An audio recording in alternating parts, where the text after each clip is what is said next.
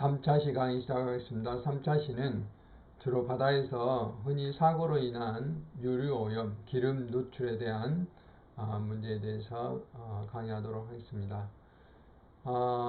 만약에 우리 인류에게 석유가 사라진다면 어떤 일이 벌어질까 하는 것을 우리가 생각해 볼 필요가 있습니다.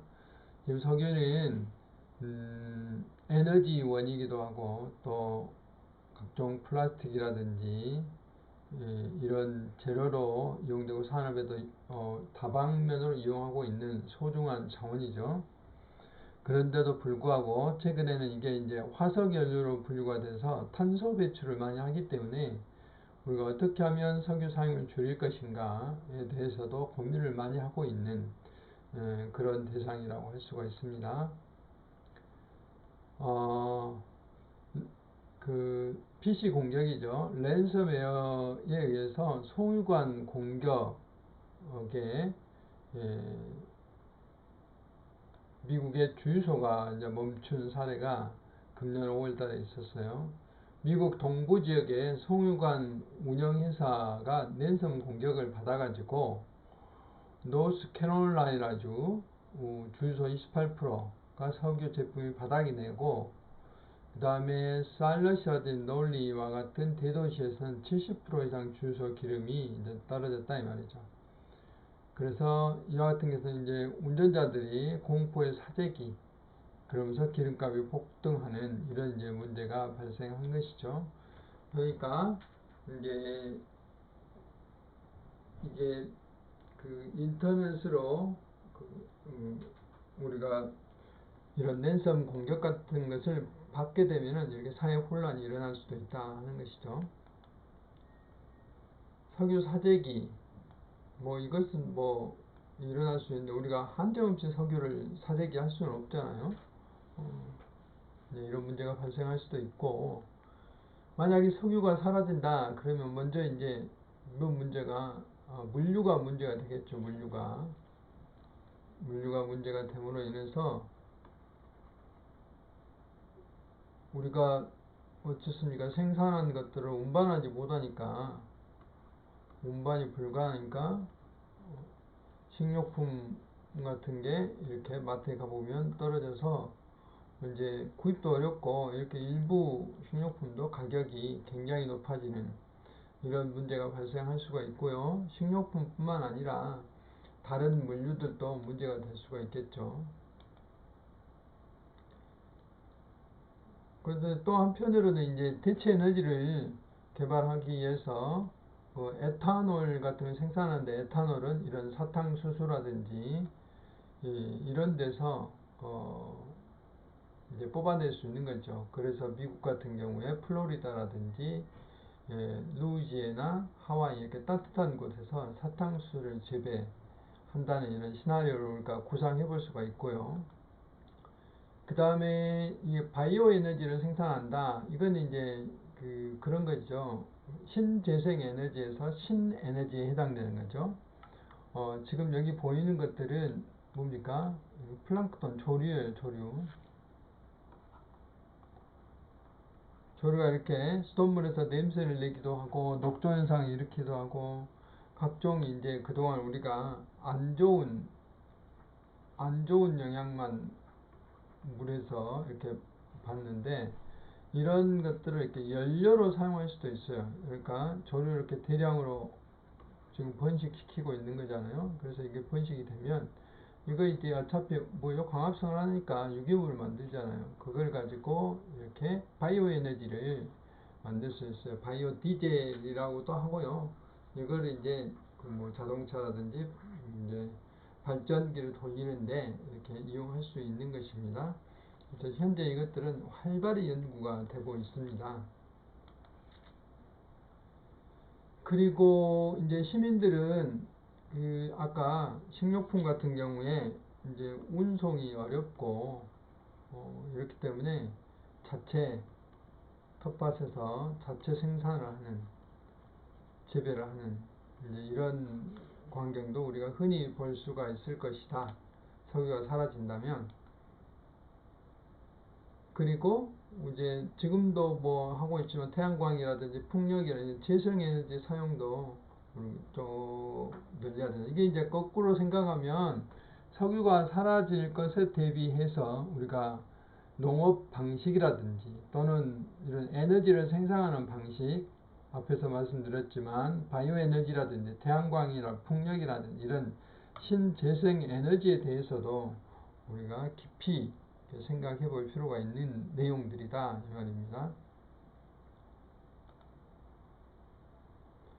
그리고 이제 이런 석유가 사라지는 것을 경험을 하게 되면은 모든 게 이제 좀 더 자연과 가까워 자연에서 뭔가를 얻을 수 있는 그런 어떤 연구들이 진행될 수 있다. 자연에서 얻는다. 우리가 이제 뭐 목재라든지 이런 것도 전부 다 연료로 사용할 수 있는 것들이죠. 근데 이것은 역시 마찬가지로 뭐 화석 연료에 속하기 때문에 물론 석탄이라든지 석유가 보다는 덜 하겠지만 그래도 먼지라든지 이런 게 많이 발생할 수가 있어요. 그렇기 때문에 우리가 이제 연료라든지 이런 경우는 재생에너지를 사용하는 게 좋겠죠. 네.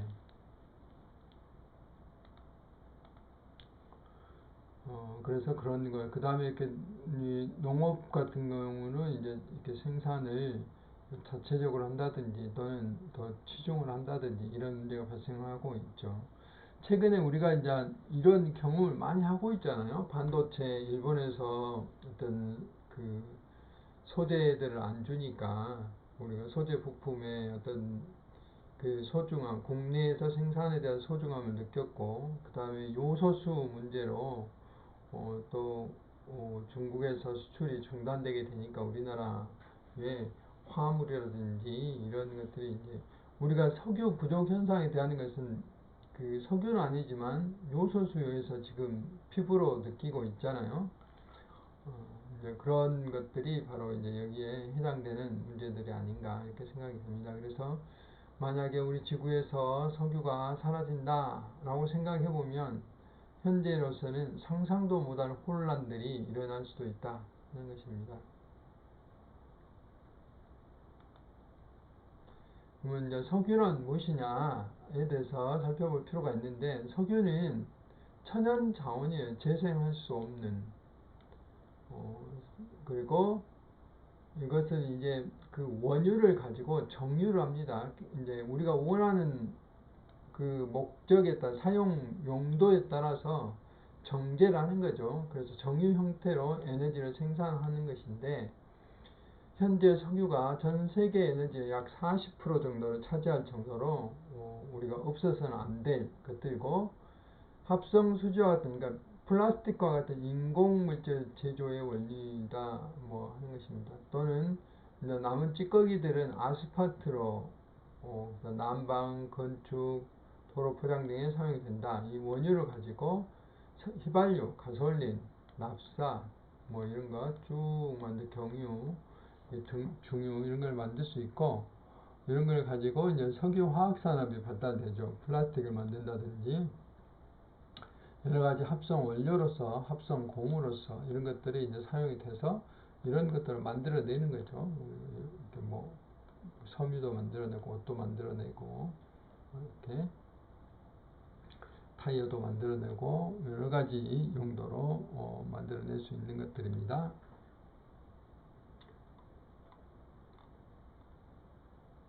그 다음에 우리가 이제 이런 그 석유의 그 필요성이라든지 우리 인류가 살아나가는데 에너지원이라든지 또 여러 가지 용도로 사용하고 있어서 굉장히 중요하죠. 그런데 석유가 나오는 나라는 한정되어 있죠. 우리나라는 석유가 안 나올 때 맞죠? 모두 다 수입하죠, 수입. 그러려면 제일 중요한 게 수송을 해야 됩니다. 수송. 생산지와 소비지가 멀다 이 말이죠. 그러니까 채굴 장소가 소비되는 것과 원거리에 위치해 있어서 반드시 수송을 해야 되는 필요가 있어요. 그런데 이 수송하는 과정 중에 석유가 누유죠, 누유. 기름이 새어 나오는 사고, 또 유조선을 청소한다든지 이런 문제. 그 다음에 이제 유조선이 일방적으로 채굴 장소에서 그 소비지로 이동이 되잖아요. 그러면 다시 채굴 장소로 가기 위해서는 배가 빈 배로 가야 돼요. 배가 이제 비어지는 거죠. 그러려면 배가 균형을 잡을 수가 없기 때문에 거기에 물을 채워갖고 가요. 그런 것을 우리는 벨라스트라고 이야기합니다.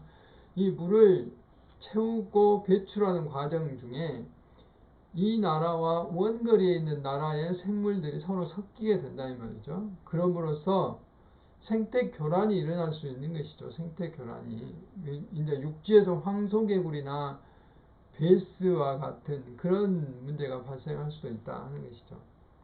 그래서 상당량의 기름이 바다로 유출되고 유조선 사고에 의해서도 그렇고, 그 다음에 정유시설들이 이 석유 속에 들어있는 탄화수소라고 하는 이런 것들을 방출하는 이런 이제 문제점들이 수송에 의해서 나온다 이 말이죠.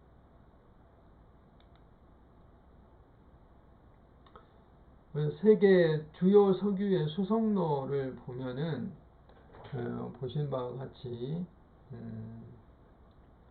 주로 중동 지방에서 나오잖아요. 중동 지방에서 나옵니다. 여기 여러분 보시다시피. 근데 우리가 뉴스에서 가끔 들어보면 이 만대부 해협, 뭐 바부앱 이런 데가 있는데 바부앱 만대부 해협이라고 있는데요. 여기가 이제 3.8. 그 다음에 호르무즈 해협. 이게 이런 곳이 이제 보면 에티오피아, 예멘, 소말리아, 그 다음에 아덴만, 이게 들으면 뭐가 생각나세요? 여러분 이제 뉴스에 좀 오래돼서 잘 생각이 안 날 수도 있지만 아덴만 같은 경우에 해적 공격을 많이 받는 이런 해역이에요. 그래서 우리나라 배들이 뭐 심심하면 한 번씩 납포돼서 해적선에 납포돼서 이런 문제가 발생하고 있죠. 그래서 여기에 이제 뭐 아덴망에 영웅해가지고 우리나라 선장이 뭐 구출돼가지고 뭐 치료를 받아 살아났는 그런 뭐 사례도 있었고, 최근에도 이런 데서 뭐 그래서 우리나라 해군이 여기에 파견돼 있잖아요. 우리나라 선박들을 보호하기 위해서. 이런 것들도 모두 다 우리나라 여기에 뭐 해군이 파견할 정도로 중요하게 됐죠. 그 석유 때문이잖아요. 석유 때문에. 본다시피 지금 화살표가 굉장히 굵은 게 우리나라를 비롯한 아시아로 오는 게 굉장히 수송이 많이 되고 있잖아요. 이쪽에 석유가 나지 않기 때문에 그만큼 많이 그 석유가 수송이 되고 있다 하는 것이죠. 그 다음에 여기 보면 이제 이 미국에도 상당량이, 미국은 석유가 남에도 불구하고 이렇게 많이 수입이 됐던 것이죠. 앞에서 말한 벨라스트라는 것도 이거는 선박의 평형수라고 이야기를 해요. 선박 평형수라는 것은 아까 짐을 싣고 내리는 과정에 공선 상태에서는 선박의 균형을 유지하기 위해서 물을 채우는 겁니다. 바닷물을. 그래서 이 하역 시에 그러니까 짐을 이렇게 바깥으로 빼낼 때는 물을 채우는 거예요. 이렇게 하역 시에 물을 채워서 하역이 완료되면 물을 가득 채우는 거죠. 이제 그 다음에 짐을 실을 때는 이제 짐에 무게가 있으니까 물을 빼내야 돼요. 이렇게 빼내고 완전히 물을 빼낸 상태죠. 이런 것을 이제 반복을 하게 되는데, 이런 바닷물의 양이 매년 이제 100톤 정도 된다 이 말입니다. 그래서 이 나라와 이 나라 간의 바다에 물들이 이렇게 서로 섞일 수 있는 건데, 여기에 바닷물만 있는 게 아니라 이런 생물들이 살고 있잖아요. 이런 생물들이 삶으로써 중동 지방의 생물들이 우리나라에서 발견되던 아까 말씀드린 뭐 지중해 다암치라든지 뭐 이런 것들이 우리나라 나오는 것이죠. 그런데 이런 것들이 바다에서 육지에서 황소개구리처럼 이제 적이 없으니까 생태계 교란이 일어나게 되는 이런 문제가 발생해서 어족 자원에 심각한 문제가 발생할 수도 있다 하는 것을 이제 우리가 알 수가 있습니다. 석유는 이렇게 만들어지죠. 석유는 이제 중동 지방이 옛날에는 굉장히 울창한 그 밀림이었다고 그래요. 그런 밀림들이 이제 어느 날 사막화가 되면서 이렇게 퇴적이 되게 되는 거죠. 퇴적이 되면 이게 나무라든지 이런 것들이 땅 속에 이렇게 묻히게 되는 거죠.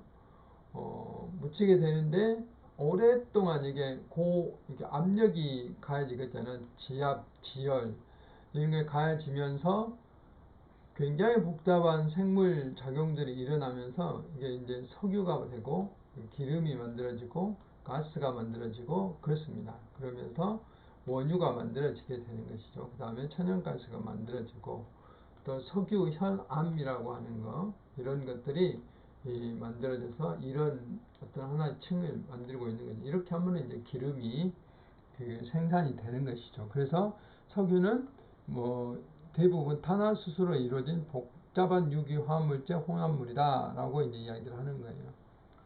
그래서 좀 어렵지만 뭐 지방족 탄화수소수, 그 다음에 지방고리 탄화수소수, 수소, 그 다음에 방향족 탄화수소, 뭐 이렇게 이야기를 석유를 이제 그 분류를 해보면 이렇게 이런 성분들이 들어있다는 것이죠. 그다음 이거는 이제 분자 구조다라고 이렇게 되는데요. 여기까지 상세히 설명을 하지는 않겠습니다. 그 다음에 그 정제의 온도에 따라서 이렇게 가스화되면 LPG가 되는 거고, 그 다음에 30에서 150도시면 휘발유 또는 나프타가 되는 거고, 그 다음에 50에서 200도면 등유, 230에서 350면 경유 그렇게 되는. 지금 이제 경유에 의한 것이 NO2 같은 이런 대기 오염물질이 나오기 때문에 이걸 중화하기 위해서 뭐 요소수를 사용한다. 지금 이것 때문에 이제 뭐 상당히 어려움이 있죠. 그 다음에는 350도 이상은 중유라든지 아스팔트, 잔사유 이런 것들이 만들어지는 것이 이제 분별 증류의 특징. 이게 이제 정제라고 하는 것이죠. 그래서 이제 석유에 대해서 이런 과정들을 거치는데 수송을 하다 보니까 우리가 이제 선박을 이용하잖아요. 근데 사고가 가끔 나요. 그러면서 유류 오염이 되는 것이죠. 그래서 대단히 큰 유류는 유조선 사고 또는 시추 바지선 같은 경우 이제 문제가 될 수 있죠. 우리나라는 이제 바지선 이런 건 없기 때문에 또 송유관이 파열된다든지 하는데 송유관 파열 같은 것은 육지에서 일어나기 때문에 비교적 좁은 면적에서 일어나기 때문에 영향이 좀 적다고 할 수 있는데 바다에 유출되게 되면은 굉장히 큰 면적, 넓은 면적이 문제가 될 수도 있다는 것이죠. 1년에 320에서 610만 톤 정도가 이제 유출이 될 수가 있다 하는 것이죠. 국지적으로 이제 여수 앞바다에서 기름이 조그만 선박이 전복돼서 기름이 유출됐다는 보도를 우리가 여러 번 들을 수 있잖아요. 이런 것은 이제 국지적 방출이라고도 할 수가 있습니다. 그 다음에 유조선에서 유출되는 것은 연안 해로에서 유출되는 경우가 있고요. 얘들이 이제 다니는 길에서 항로에서 전쟁의 공격 목표로서 이제 유출되는 경우도 있다 하는 것을 알 수가 있고요. 유류가 기름이 이제 유출되면 이게 이제 퍼진다는 거죠. 분해기인데 확산이라고도 하는데 그것은 바람, 그 다음에 바다는 이제 물의 흐름이 있잖아요. 난류. 그다음 물 표면상에 얼음이 온다든지 이런 여러 가지 환경 조건, 또 기름의 점도 이런 것에 따라서 확산이 어떻게 될 것인가, 얼마만큼 멀리 될 것인가 되는 것이고, 또 확산만 퍼지는 것뿐만 아니라 이제 이거는 희발성이기 때문에 증발이 되는 거잖아요. 그래서 물이라든지 육지에서 그 초기의 감소에 중요한 역할을 하는데 완전히 다 증발이 되면 좋겠지만 꼭 그런 것은 아닙니다. 그래서 이제 그런 문제들도 발생할 수가 있는 것이죠. 녹는 것이죠. 용해. 기름 성분들이 물에 녹는 것이죠. 그 다음에 제일 문제가 이제 잔류하는 거죠. 기름이 유출되는데 이게 물이라든지 또는 이런 바위라든지 모래에 이제 남아있는 것이죠. 그러니까 아까 분해 확산에 의해서 퍼진다든지 증발이 되는데 이런 것들이 끝나고 남는 것이 이제 문제죠. 그래서 어느 정도 시간이 되면 이게 이제 점액질로 끈적끈적해진다는 거죠. 이것이 이제 water in oil, 오일 속의 물, 그래가지고 유상액이라고도 해요. 뭐 무스라고도 하고 이렇게 끈적끈적한 것으로 만들어집니다 이 말이죠. 그래서 이것이 이제 그 햇빛에 의해서 계속해서 어떤 영향을 받게 되면 아스팔트와 같이 잔류물 덩어리인 타르볼이라는 게 만들어져요. 이제 이렇게 되면은 기름이 하나 덩어리가 만들어지게 되는 것이죠. 직접적인 석유가 유출됐을 때 석유 속에 들어있는 탄화수소라는 게 있는데 이게 이제 생물이 먹게 되면 농출이 일어나요. 이게 탄화수소라는 것은 이렇게 고리로 계속 연결되어 있다는 그런 뜻이에요. 이거는 뭐 원 모양으로 되어 있는 고리, 벤젠 같은 경우 이렇게 되어 있고요. 이런 것들입니다. 그래서 식물이라든지 뭐 이런 홍합이라든지 바닥까지 이런 무척추 동물, 조개류 이런 것들이 생물을 이제 조류, 새, 생물의 이제 이 기름 성분들이 농축이 되게 되는 거죠. 그것들이 이제 탄화수소인데 이게 이제 인체라든지 생물체에 해로운 것이죠.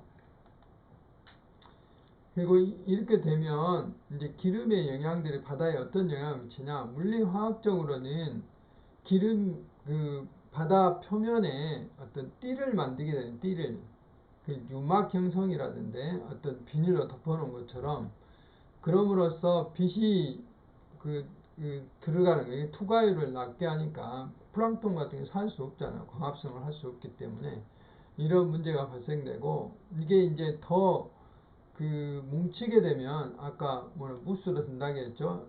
그 유상액이 되게 되면 초콜릿처럼 두껍게 돼가지고 아예 수면을 덮어버려요. 그러면 밑이 캄캄하게 되는 거죠.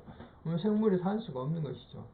그 다음에 이제 부차가 붙는 거, 점도가 높아게 되면 이렇게 지금 상징적으로 새를 보여주고 있는데 이렇게 붙어버리면 새가 날지도 못하잖아요. 날지도 뜨지도 못하고 새가 죽게 되는 것이죠. 그 다음에 포유류, 고래라든지 또 뭐죠? 물개라든지 뭐 물범 이런 것들도 체온 유지라는 호흡에 지장이 발생하게 된다 이 말입니다. 식물들은 그 기름방울이 날라온 기름방울에서 식물들도 말라 죽기도 하고 이런 뭐 생물들이 살 수 없는 그런 환경으로 변할 수가 있다 하는 것입니다.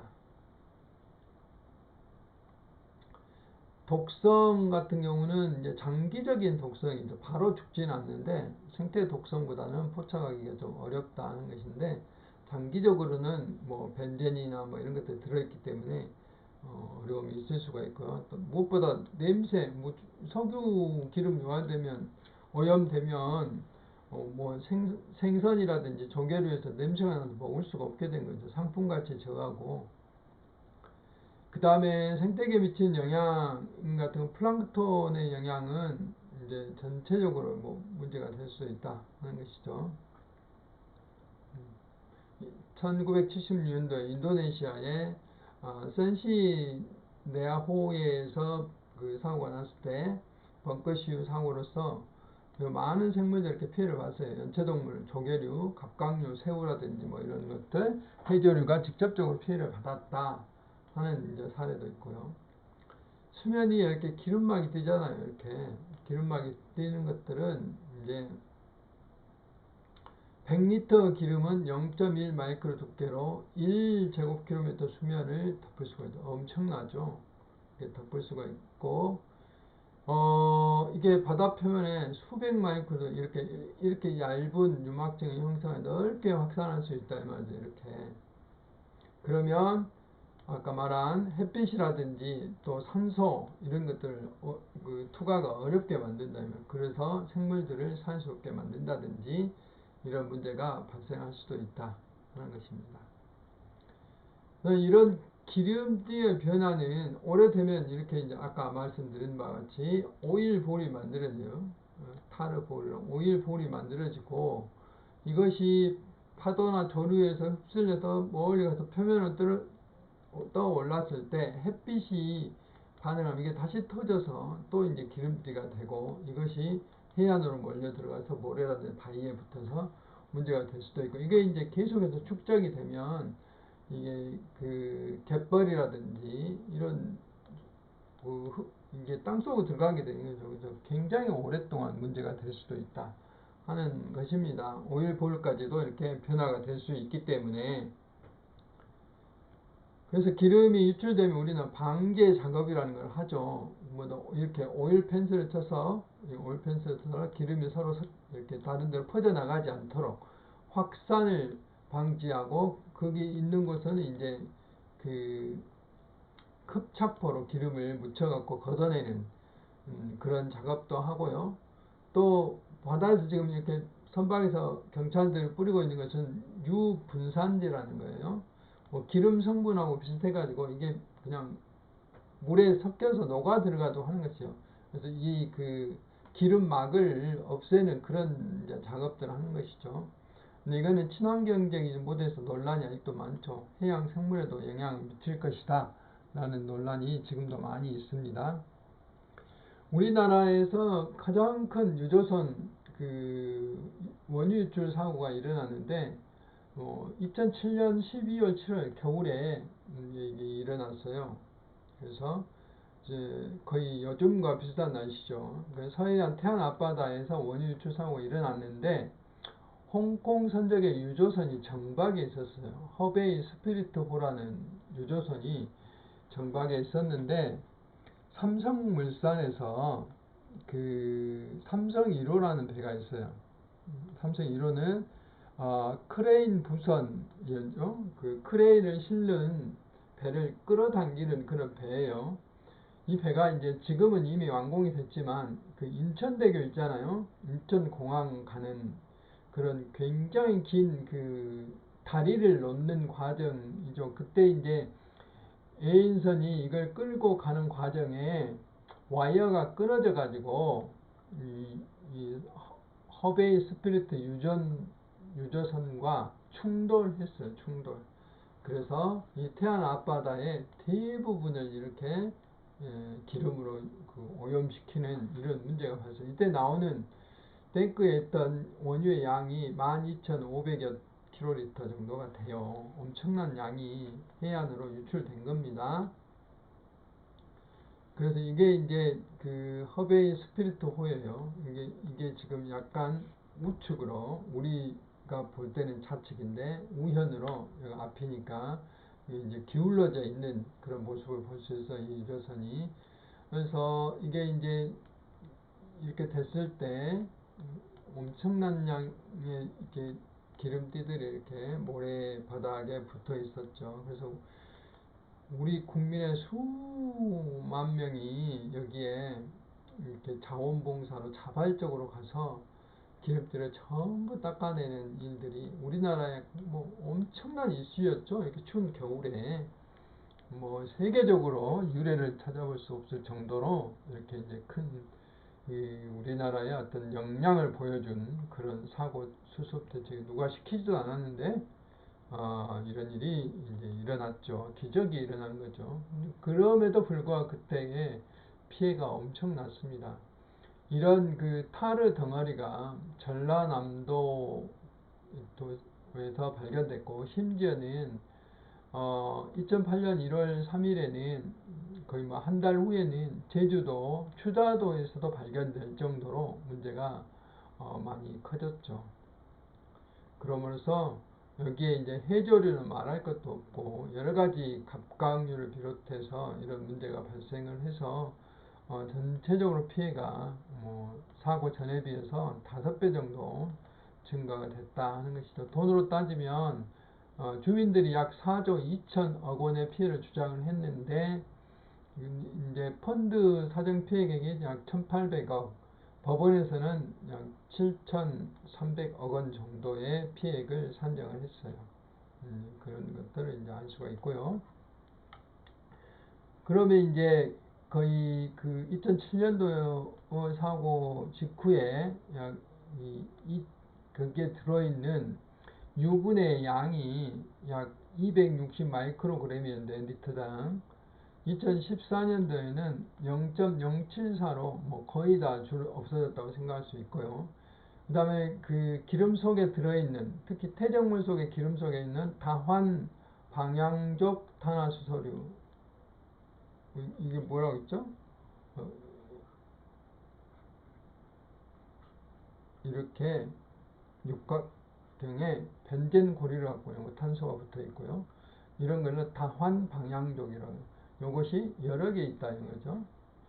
근데 방향종이라는 것은 휘발성, 냄새가 나는 탄화수소류, 벤젠, 톨루엔 뭐 이런 것들 말아요. 이런 양들이 546 나노그램이었는데 13.64 나노그램으로 급격히 감소했다 하는 것을 알 수가 있어요.